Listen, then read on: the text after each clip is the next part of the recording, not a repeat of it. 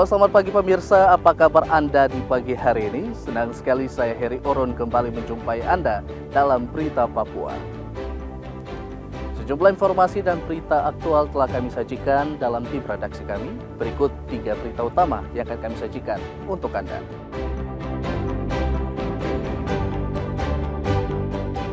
Ratusan polisi, tentara, dan tim SAR kembali melakukan pencarian terhadap Kasat Reskrim Bintuni.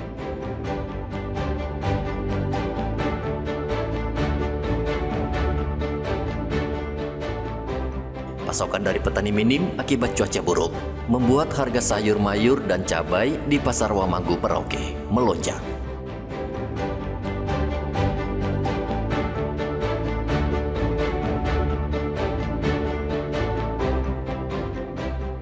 Mengintip proses pengasapan ikan asar yang menjadi oleh-oleh khas Jayapura.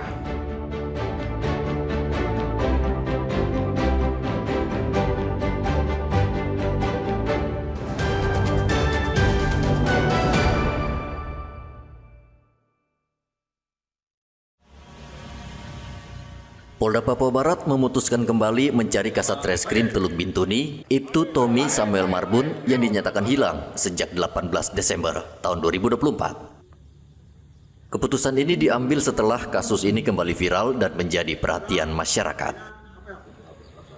Pada hari Selasa, sebanyak 500 lebih anggota polisi dan tim SAR mengikuti apel pasukan yang dipimpin langsung Kapolda Papua Barat, Irjen Edison Isir.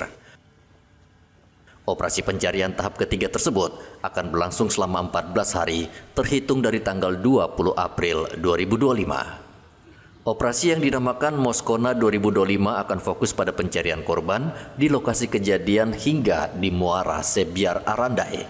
Tentu saja kita mencari di sekitar TKP, ya, kemudian bergerak di zona merah. Zona merah itu adalah dari titik TKP sampai Muara Miyerga.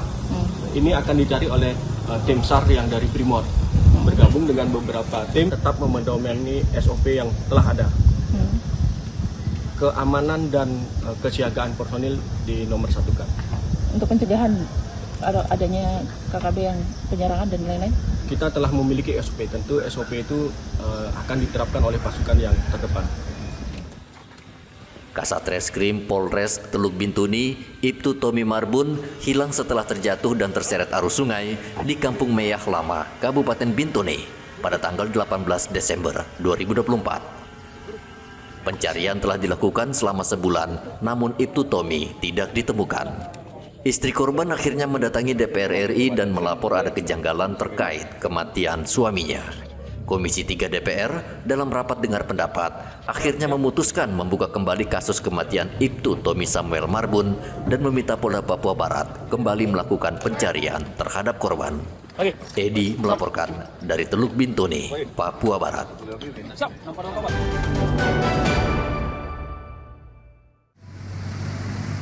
Polres Merauke saat ini tengah mengawasi rumah kos di Merauke yang belakangan ini marak dijadikan perbuatan kriminal. Perbuatan kriminal yang dilakukan di rumah kos antara lain tempat memproduksi minuman keras dan tempat berbuat mesum alias kumpul kebo. Saat digerebek polisi, banyak pemilik kos mengaku tidak mengetahui tempat kos mereka ternyata dijadikan tempat kegiatan terlarang. Kapolsek Merauke Kota AKP Susanto mengatakan pihaknya sudah sering mengeluarkan imbauan dan arahan agar pemilik rumah kos menyeleksi penghuni yang akan menyewa tempat kos agar tidak disalahgunakan. Menghimbau kepada para pemilik rumah sewa atau tempat penginapan untuk lebih selektif, untuk lebih berhati-hati menyewakan tempat atau rumah sewanya untuk dijadikan tempat pesta miras atau melakukan suatu tindak pidana, karena akan berdampak pada situasi Kamtibmas yang tidak kondusif di wilayah hukum Polsek Merauke Kota. Saat ini rumah kos di Merauke jumlahnya tidak tercatat. Sebagian besar rumah kos seringkali berubah peruntukan, bukan lagi sebagai tempat tinggal, melainkan sarang kriminalitas. Muhammad Ridwan melaporkan dari Merauke, Papua Selatan.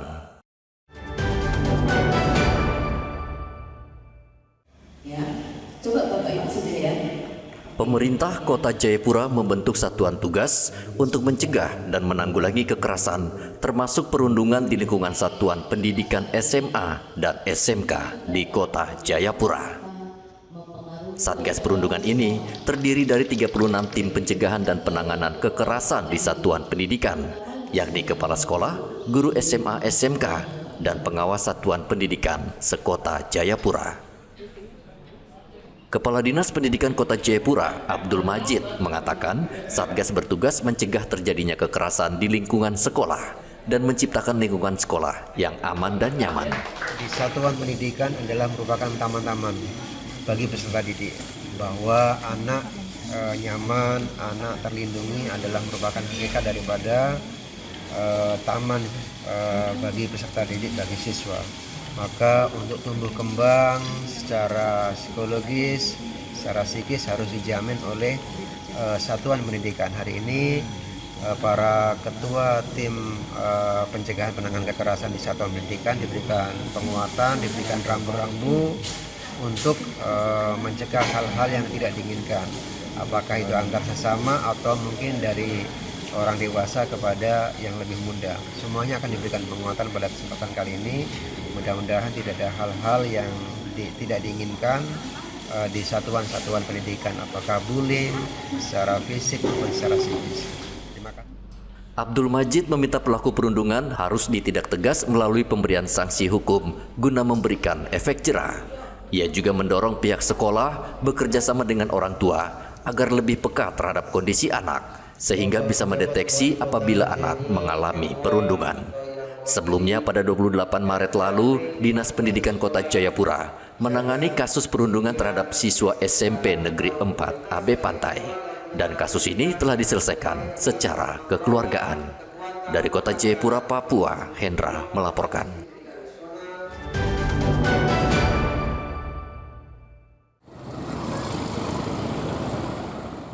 ...20 warga binaan di Lapas Kelas 2B Merauke, Papua Selatan bergotong royong bersama warga membangun masjid di Jalan Bloret.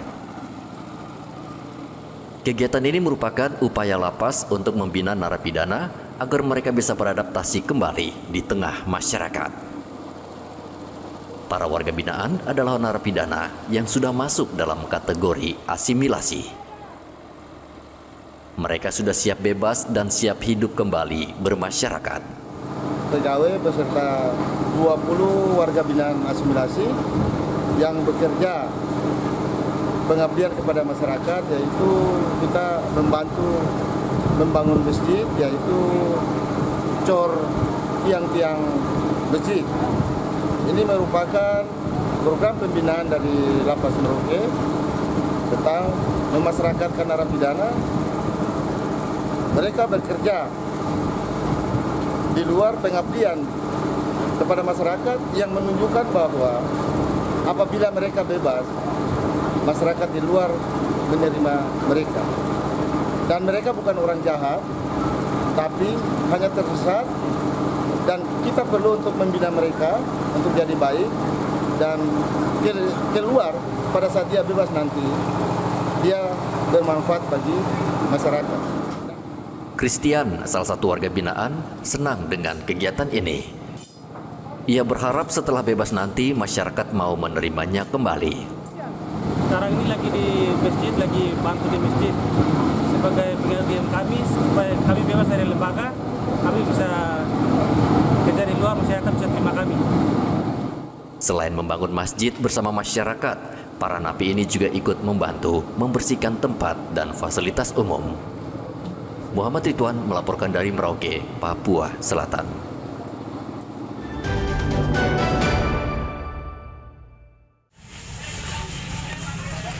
Harga cabai di Pasar Romangun Merauke melonjak. Cabai rawit yang biasa dijual Rp80.000 per kilogram kini naik menjadi Rp120.000 per kilogram. Ini berapa Bu cabai kecil sekarang? 120. Dari harga berapa itu? Dari harga 80. 80 ya. Kalau cabai keriting besar turun? Keriting besar turun. Sementara itu akibat cuaca buruk, harga sayur mayur juga melonjak tajam. Sayur kangkung yang biasa dijual Rp5.000 untuk 3 ikat, saat ini naik menjadi Rp15.000 per 3 ikat. Sementara untuk kacang panjang naik dari Rp5.000 per ikat menjadi Rp10.000 per ikat. Pedagang mengaku kenaikan harga sayur karena pasokan dari petani minim. Sayuran sekarang berapa jualnya itu, Bu? Sayuran mahal, Pak. Nah, kalau bayam itu berapa Cabai sekarang? 15. Satu ikat itu? 1.000. Satu ikat? Iya. Terus kalau kacang panjang itu? Kacang panjang 310. 4.000. Kenapa sampai bisa begitu, Bu? Nggak ada sayurannya, lagi mungkin belum panen raya. Gitu. Tapi nanti akan turun lagi ya? Bisa turun lagi. Berapa lama itu? Nggak lama kayaknya, sebulan. Nggak sampai sebulan. Kenaikan sayur dan cabai tidak mengganggu omset pedagang karena dua jenis pangan itu sudah menjadi kebutuhan pokok warga. Muhammad Ridwan melaporkan dari Merauke, Papua Selatan. Memiliki sertifikasi, kemudian SK. Kementerian Koperasi dan Usaha Kecil Menengah menargetkan pembentukan 8.000 koperasi yang tersebar di desa dan kelurahan di 6 provinsi. Koperasi Merah Putih nantinya akan difokuskan ke pedalaman. Koperasi ini akan mencakup pengadaan sembako dengan harga terjangkau, simpan pinjam, pendirian kantor koperasi, klinik kesehatan, serta fasilitas pergudangan. Koperasi Desa Merah Putih di seluruh Indonesia itu target kami 80.000 koperasi desa kelurahan di seluruh Indonesia. Untuk di Papua sendiri mungkin nanti harus ada pemetaan tersendiri ya, ada berapa jumlah desa dan kelurahan di Papua. Nah, untuk disinergikan dengan kami, antara kami Kementerian Koperasi, Kementerian Hukum dan HAM, kemudian notaris, Pengda, Pengwil, PP ini, kemudian dari Dinas Koperasi Provinsi Papua serta Dinas Provinsi Kabupaten Kota di seluruh Papua seperti itu. Ini nanti untuk pelaksanaannya mulai? Pelaksanaannya kami target untuk tanggal 12 Juli sudah launching 80.000 koperasi desa kelurahan Merah Putih di seluruh Indonesia. Koperasi Merah Putih juga merupakan program strategis Presiden Prabowo Subianto untuk menuju Indonesia Emas 2045. Hal penting bagi saya hari ini bahwa ini program strategis dan butuh sosialisasi. Sehingga pemerintah daerah paham bahwa ini program strategis negara. Dia juga menjadi bagian dari visi Presiden menuju Indonesia Emas 2045 dan juga terkait dengan Asta Cita poin ketiga yang memperkuat perekonomian bangsa lewat Koperasi Merah Putih. Kementerian Koperasi berharap peran kepala daerah di 6 provinsi di tanah Papua mampu menyukseskan program Presiden ini yang jika berhasil mampu memangkas mata rantai distribusi barang sehingga tidak ada lagi pengusaha nakal yang menaikkan harga seenaknya. Dari Kota Jayapura, Papua, Hendra melaporkan.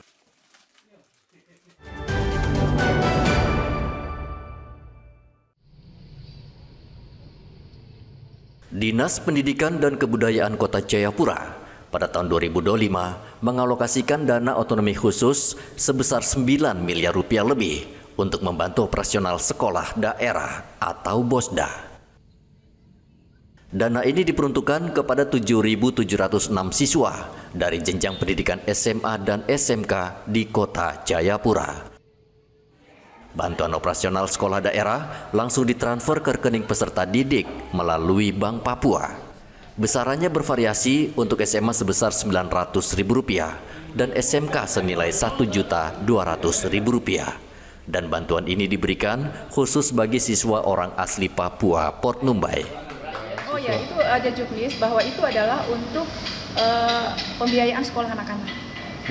Jadi mereka punya kebutuhan personal, kemudian juga biaya yang menyangkut dengan misalnya di sekolah-sekolah ada komite itu yang dibayarkan lewat situ.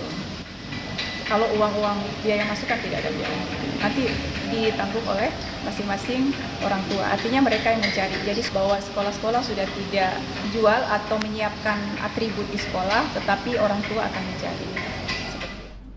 Nurjaya berharap bantuan yang diberikan pemerintah Kota Jayapura ini bisa digunakan untuk membeli buku, peralatan sekolah, dan bantuan transportasi penuju sekolah, serta membayar sumbangan komite sekolah. Ia juga meminta peran orang tua siswa dapat mengawasi anak didiknya, sehingga bantuan BOSDA ini dapat dimanfaatkan untuk pembiayaan pendidikan. Dari kota Jayapura, Papua, Hendra melaporkan.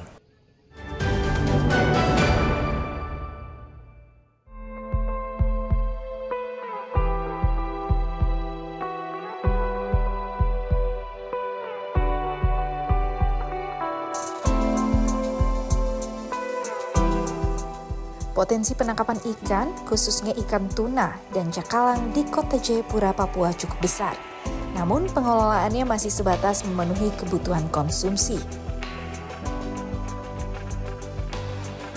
Jumlah nelayan di kota Jayapura tercatat sebanyak 2.500 orang. Setiap hari, nelayan mencari ikan lalu dibawa ke tempat pelelangan ikan Hamadi.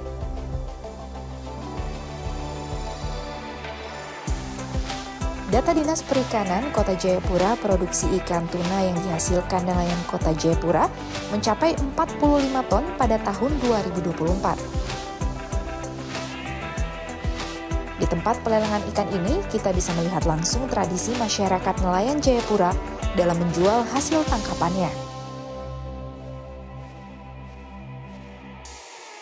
Sebenarnya mungkin tidak jauh berbeda dengan pasar ikan lain di daerah lain. Namun, hasil tangkapan para nelayan inilah yang membedakannya. Semua ikan yang dijual di sini dijamin bebas dari bahan-bahan pengawet.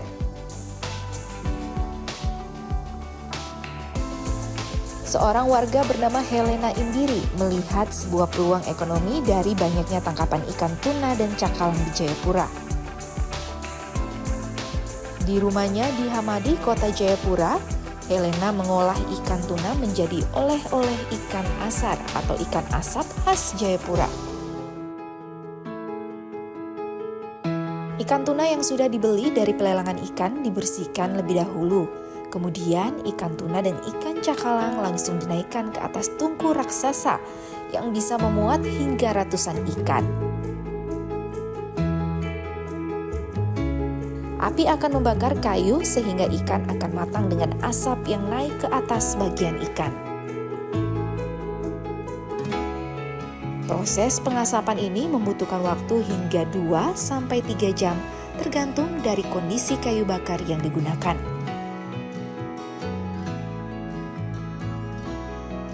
Ikan jenis ini di pasaran biasanya dijual berkisar 50 hingga 100 ribu rupiah per ekor.